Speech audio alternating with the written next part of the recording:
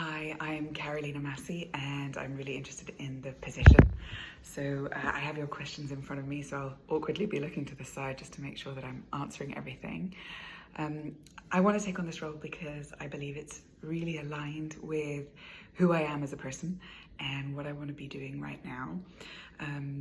I have worked in leadership before. I was IB coordinator of the International Montessori School, and I most recently worked as deputy head of Montgomery International School. So a lot of my leadership positions have been in education.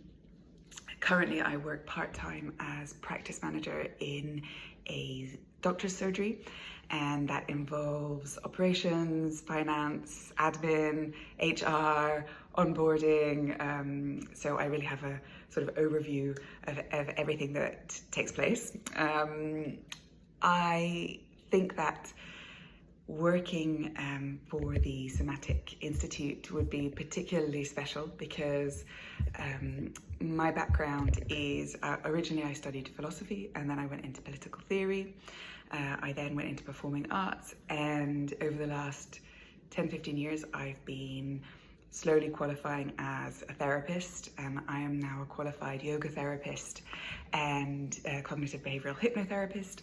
I'm studying IFS and polyvagal theory, and I think particularly working with women is what I want to be doing. It's what I'm primarily doing, and yeah, Mani, the content that you produce I think is just is lovely, and so much the direction I want to be going in. I think having worked in education, it was a worthy cause, but I feel like this is just that step closer to where my core passions lie. So I'm scrolling back down again just to make sure that I'm answering all of your questions. I'm very organized. I'm very responsible. I take things seriously.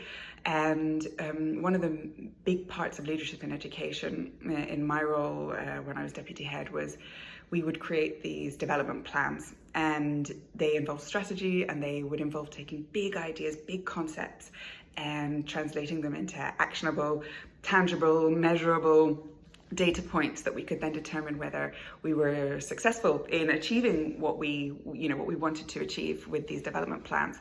And I think that's really where my strengths lie, is taking big ideas, concepts, and through sort of my creativity, coming up with a very clear structured plan, determining who's responsible for what, setting measures in place, and then collecting the data and ensuring that things are working smoothly. If they're not, readjusting, communicating, getting people on board, making sure that we're all aligned in terms of mission and value so that we know exactly where we're headed. And I like to really encourage people as well to bring out their strengths and so that we're working cohesively and not necessarily hierarchically. In terms of my healing journey, I've been in therapy for the better part of 2 decades. I think it's essential. And I worked a lot cognitively, and as part of my training in performing arts, we did a lot of self-exploration, of body work. I then really got heavily into somatic work. I was actually for a while training as a dance movement psychotherapist, and I believe very much that we can talk ourselves out of anything, or we can lie to ourselves in our minds, but our body rarely lies, and it's where a lot of integration is possible. So what do I foresee as the potential challenges in fulfilling this role, and how will I address these challenges? Well, I think a huge part will be about how Anna, you and I connect and communicate, and whether we're aligned or not. And so I think that will be a fundamental part of how this will work or not. I'm very used to supporting leaders, and I'm very loyal. So if I'm part of the team, then I work together together with our vision, or with your vision, supporting your vision to make sure that I'm working to the best of my ability. So the challenge, as well, as I'm in CET's time zone. I'm in Brussels, Central European Time, so I could see that could potentially be an issue. But in terms of the timings of the position, that works really well for me, because that would just mean getting up in the morning and then my day would end much earlier, which is perfect. I do currently have my own practice, and I am working as a therapist. And so I feel like this would be perfectly aligned with what I'm doing. My job as the practice manager in the doctor's surgery I'm contracted until the end of December.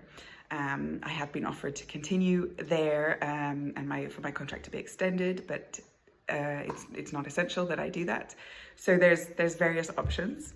I love the idea of working part-time as well, and having a little bit more flexibility, because I think work-life balance is really, really important.